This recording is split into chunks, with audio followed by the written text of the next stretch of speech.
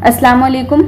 वैसे तो हम बात करते हैं बहुत से इश्यूज़ की जो हमारे अतराफ़ में हो रहे हों, चाहे वो इंडियन गवर्नमेंट को लेकर हो या वर्ल्ड लेवल पे जब कोई बहुत बड़ा घोटाला हो। लेकिन हम इन सारी चीज़ों के बीच में कुछ ऐसी चीज़ों के बारे में बात करना भूल जाते हैं जो इस वक्त में बहुत ज़रूरी है। इन चीज़ों की मालूमात हर छोटे से लेके बड़े शख्स को होना चाहिए।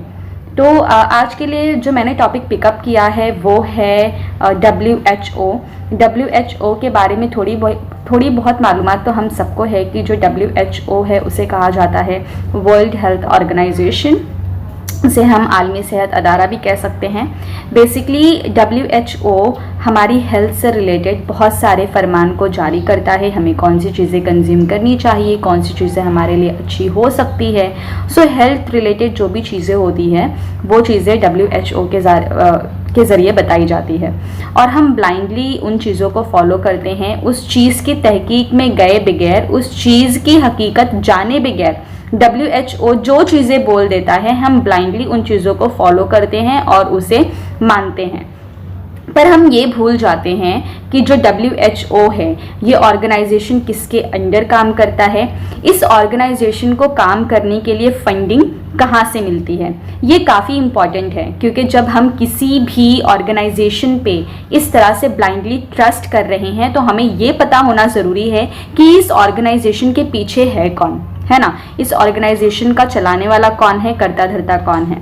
तो यहाँ पे मैं एक बात काफ़ी श्योरिटी से कह सकती हूँ कि जो WHO है ये एक यहूदी अदारा है। यहूदियों के ज़रिए इस अदारे को कंट्रोल किया जाता है और जो चीज़ें इनकी तंजीम को सिखाया जाता है कि पब्लिकली आउट करना है, वही चीज़ें ये WHO पब्लिकली आउट करती है। तो इन शॉर्ट ये कि ये अदारा कम्प्लीटली तौर पर यहूदियों की देख रेख में चलता है। जो चीज़ें यहूदी कहते हैं वही चीज़ें ये अदारा करता है। पहले के ज़माने में ये होता था कि हम अपनी डाइट में, हम अपने खाने पीने में कुदरती अशिया का इस्तेमाल ज़्यादा करते थे और उसी हिसाब से उन लोगों की जो हेल्थ होती थी वो काफ़ी अच्छी होती थी। आज के ज़माने में हम कुदरती अशिया का इस्तेमाल अपने खाने पीने में नहीं करते हैं। हमारा जो डाइट है वो कम्प्लीटली तौर पर चेंज हो चुका है और हम किसी न किसी तरह के केमिकल कंपाउंड्स को अपनी डेली लाइफ में as a food, as a diet consume करते हैं, जिसकी वजह से जो हमारा इम्यून सिस्टम है वो भी काफ़ी वीक हो गया है और इसी वजह से आजकल हमें नित नई बीमारियों के नाम भी सुनने मिलते हैं।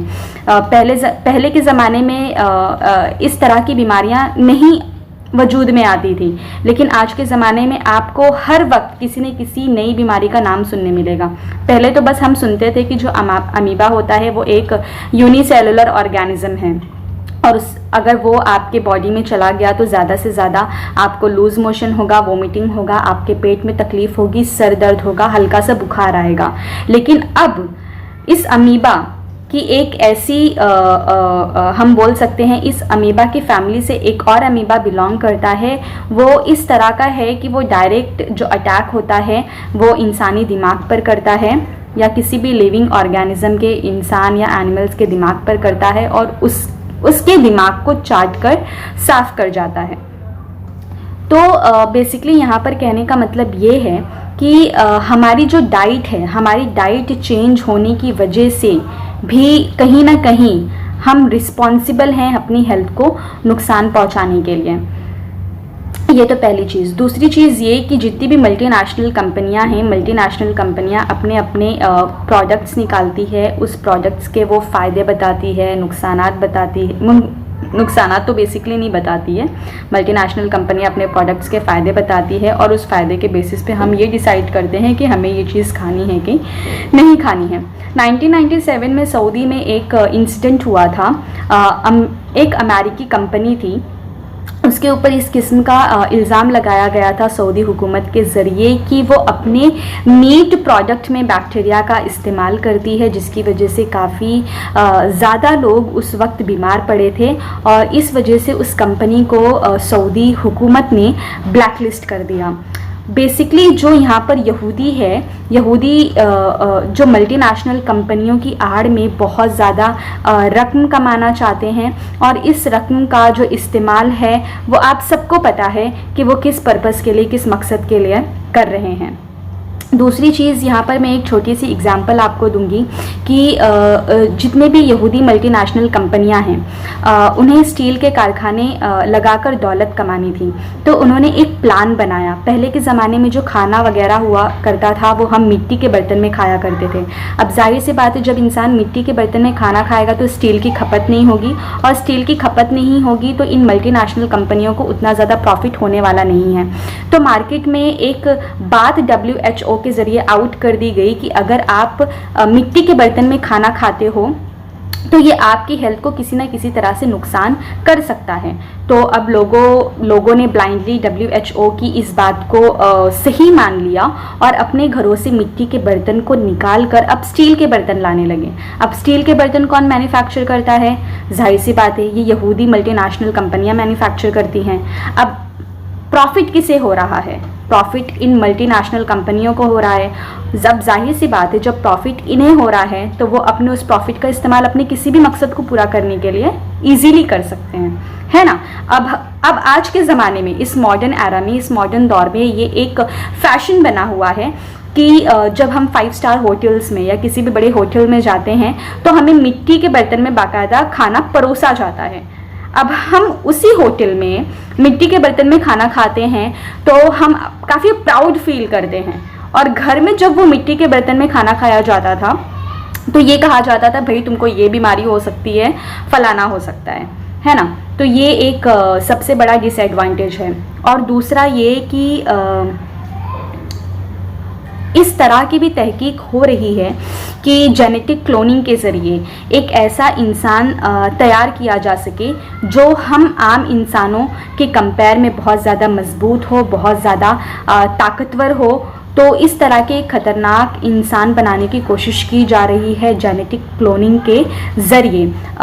इनका मेन मकसद ये है कि इंसानों में वो किसी तरह का मॉडिफिकेशन करके एक ऐसी मखलूक कायम करें जिस मखलूक को अपने मकसद के तहत वो इस्तेमाल कर सके। तो इनका मेन फंडा ये है, और इनको जितनी भी फंडिंग है ये फंडिंग यहूदी तंजीमों के ज़रिए मिलती है। हम नेशनल जोग्राफिक चैनल के बारे में हमने काफ़ी सुना है और हम टेलीविज़न पे ये चैनल देखते भी हैं। अब जाहिर सी बात है, अगर आप इसे सादगी के साथ देखेंगे तो बस आपको इस तरह से नज़र आएगा कि ये नेशनल जोग्राफिक जो चैनल है वो बस डेली लाइफ के बारे में बात करता है और एनिमल्स की लाइफ के बारे में बात करता है। किस तरह से पुराने ज़माने में जो लोग थे उनका सर्वाइवल किस तरह से हुआ करता है, उसकी मिसाल इसमें पेश की जाती है। लेकिन इस नेशनल जोग्राफिक चैनल की आड़ में किस तरह का खेल खेला जा रहा है ये हमारी नज़रों से बिल्कुल भी ओझल है। हम इसके बारे में जितना बात करें उतना ही कम है। उसी तरह से आप सबको पता होगा कि जो ख़ानदानी मनसूबाबंदी है, ख़ानदानी मनसूबाबंदी की भी एक मुहिम बनाई जा रही है, और इसका मकसद सिर्फ ये है कि किसी भी तरह से जो ज़िनाकारी है और जो फहाशी है उसको आम किया जा सके। और जो स्पेशली अगर हम मुस्लिम कम्युनिटी की बात करें तो मुस्लिम कम्युनिटी में जो नफ्सियाती आजकल रुझान बना हुआ है वो इस्लाम को लेकर काफ़ी कम है ना। हम दुनियावी चीज़ों के ऊपर ज़्यादा फोकस करते हैं। इस्लाम ने हमें कौन सी तालीमात दी है हम उसके बारे में ज़्यादा दिमाग नहीं खपाते हैं। हम बस नॉर्मली ये देखते हैं कि हाँ आज के दौर में क्या हो रहा है, हम ब्लाइंडली उन चीज़ों को फॉलो करते हैं। उसी तरह से जितने भी यहूदी सरमायादार हैं उन्होंने मईशत को, इकोनॉमी को भी काफ़ी ज़्यादा चौपट करके रखा हुआ है। अब ये कोरोना वायरस के समय ही आप जो वर्ल्ड का इकोनॉमिक लेवल है, जो वर्ल्ड का इकोनॉमिक स्ट्रक्चर है, आप अच्छी तरह से देख सकते हैं कि किस तरह से इकोनॉमी की बैंड बजी हुई है हर तरफ से। उसी तरह से जो ये यहूदी लॉबीज़ हैं वो सिर्फ इंसान को फिज़िकल तौर पर पैरालाइज करने की कोशिश नहीं कर रहे हैं बल्कि मेंटली तौर पर उसको इल करने की कोशिश कर रहे हैं। और वो ये चाहते हैं कि किसी भी तरह से जो इंसान है वो मेंटली तौर पर इल हो जाए, मेंटली तौर पर पैरालाइज्ड हो जाए, उसमें किसी भी चीज़ को सोचने और समझने की ताकत रहे ना। क्योंकि जाहिर सी बात है, जब इंसान किसी चीज़ को सोचेगा, किसी चीज़ को समझेगा, तो उसको बात की हकीकत पता चलेगी, और जब बात की हकीकत पता चलेगी तो वो ब्लाइंडली किसी भी चीज़ को फॉलो करेगा क्या? जाहिर सी बात है, फॉलो नहीं करेगा। तो इन यहूदी कंपनियों का मेन मकसद ये है कि किसी भी तरह से इंसानी दिमाग पर कब्जा किया जा सके, और इंसानी दिमाग पर कब्जा करने के बाद में इसे अपना गुलाम बना लिया जा सके। क्योंकि जाहिर सी बात है, जब ये यहूदी इंसानों को, बाकी इंसानों को अपना गुलाम बना लेंगे तो इनसे हर तरह के जो काम करवाना है वो काफ़ी आसान होगा, और इस तरह से वो दज्जाल के आने की राह भी हमवार कर सकते हैं। और इसी तरह से जो इनका एक नया वर्ल्ड का सपना है, एक न्यू वर्ल्ड का सपना है, एक नई गवर्नमेंट का सपना है, वो भी पूरा होगा। तो इस बात में हम मुसलमानों के ऊपर ये चीज़ काफ़ी, हमारे ऊपर भी ये काफ़ी बड़ी जिम्मेदारी है कि हम इन चीज़ों को समझें, इन चीज़ों पर तहकीक करें और अपने आप को तहकीक के अमल में भी लगाएं। क्योंकि हम सिर्फ दुनिया के पीछे भाग के, दुनिया की चीज़ों की तरफ सिर्फ रुझान करके हम तरक्की नहीं पा सकते हैं। हम वो कौम हैं जिसका जो पहला लफ्ज़ अल्लाह ताला ने दिया था वो था इकरा, मतलब पढ़।